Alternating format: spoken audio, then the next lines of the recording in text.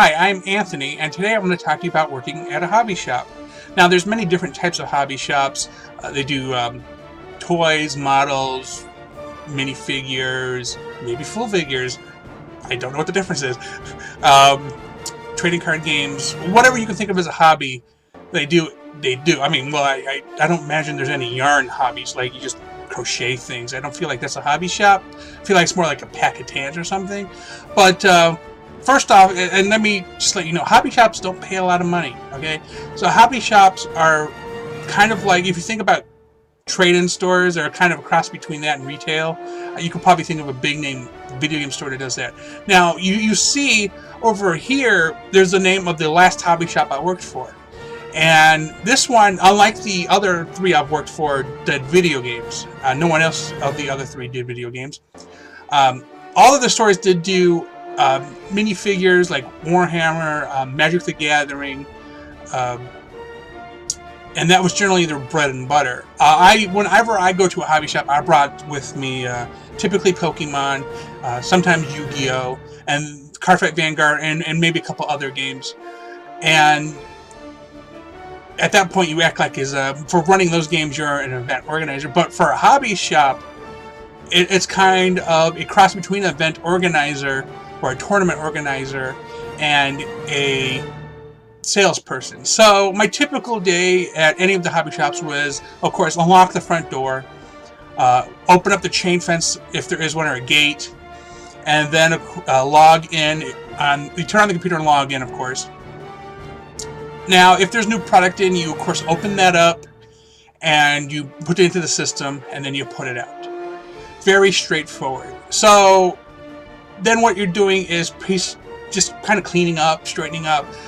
Sometimes the night before was so crazy it ran late and you got to take the garbage out.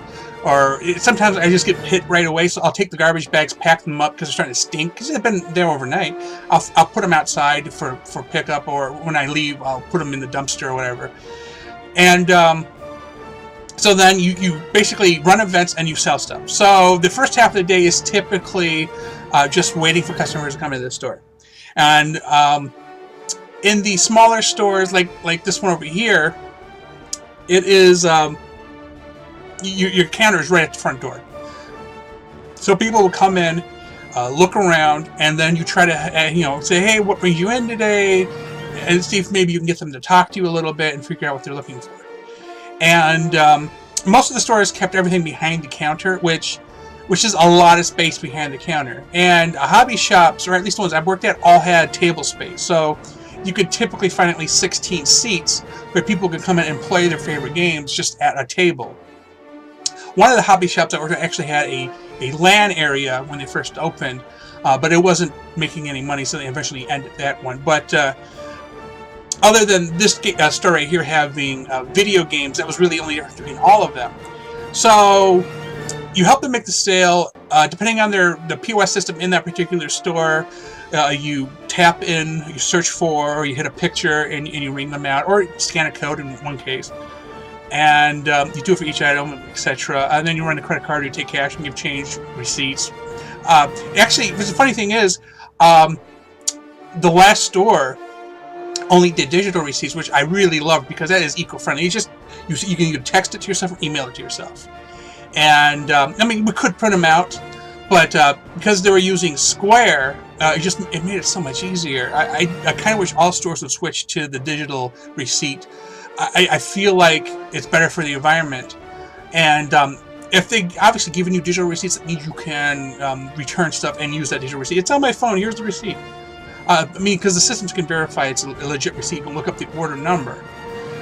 Anyway, once you ring people out, and you put out all the new stuff, because sometimes I would start putting new stuff out, people show up, I have to ring them out, then I finish putting the new stuff out. Of course, garbage goes out, any cleaning, I get it done, because if you have time to stand, you have time to clean, or something along those lines.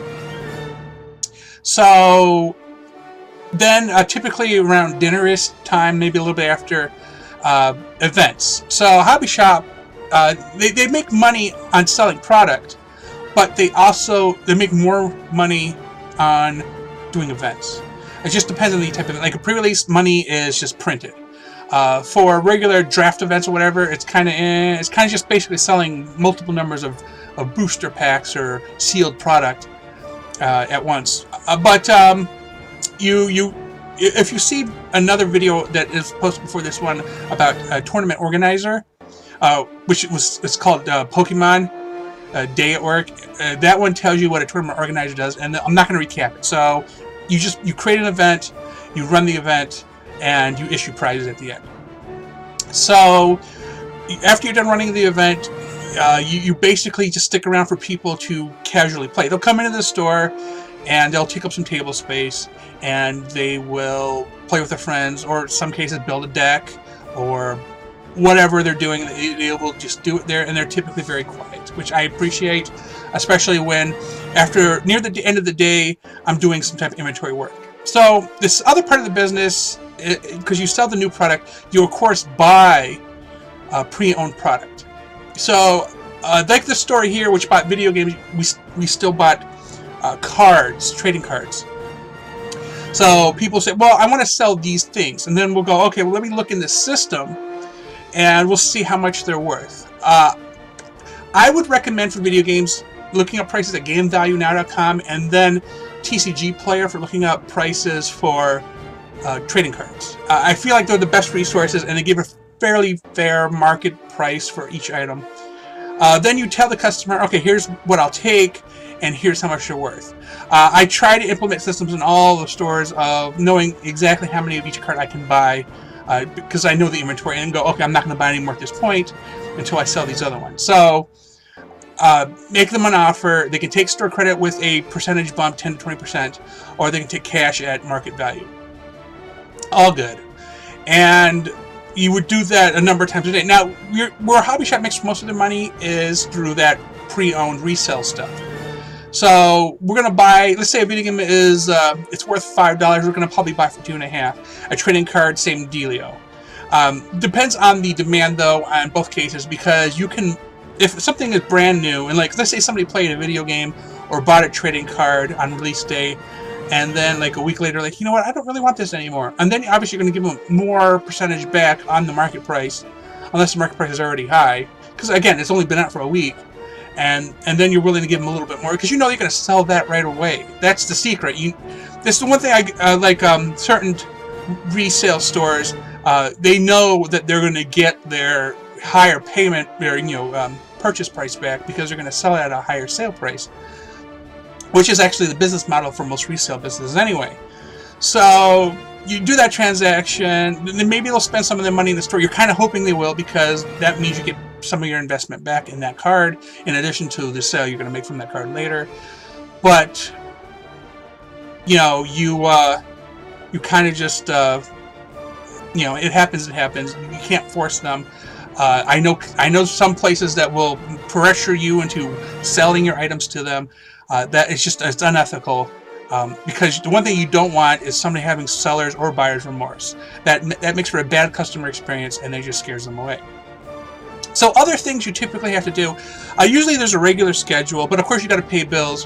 While I was manager of a number of stores, I never had to handle the bill paying part. That was always like the corporate side of it that the owners had to handle.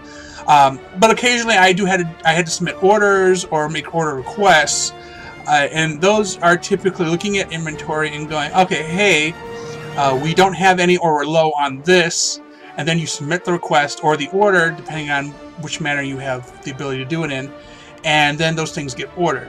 Now, for one company, I actually had to drive to their main location, which is an hour away from me, before I go to work, at least once a week, so I can pick up supplies for the week. In other cases, I could typically just have stuff ordered online and then shipped to the store. So it just really depends on which company it is and how do they ship. Because obviously if you have multiple stores, it's cheaper to send everything to a hub than it is to each individual store. So that makes perfect sense, and of course you get compensated a little bit better for making that travel. So that was a part of a job I could have done without, because I put a lot of miles on my car, but I was getting paid decently for it. So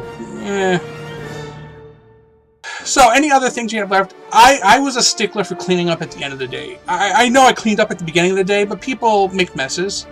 Mud gets traveled in, water, maybe somebody spills something, or something sticky somewhere. I don't know. Always somewhere sticky somewhere. It doesn't matter. Or the bathroom gets gross. I go through the end of the day and clean everything back up anyway. I may not necessarily be able to hit the... Well, you know what? That's not true. I always hit the dumpster. I always went to the dumpster at the end of the day. Now, there are probably occasions where if things ran long, maybe I forgot, but I feel like that is not something I did very often. So, that is the basic day of a hobby shop. And it is just a lot of standing, waiting for customers, and running events. And yeah, again, you don't get paid a lot, but if you love the games, and then it doesn't feel like a real job, which is great because low pay makes it feel not like a real job. But I had such good times. It's this last company here. I really like the owner. And I made some lasting changes. I left the company and still some of those changes are in place because he agreed that they were great changes. And of course, the companies before, one of them is no longer in existence, and the other one closed the store I was at. But I think I did a lot of good, and I made a lot of people happy, and I sold a lot of product.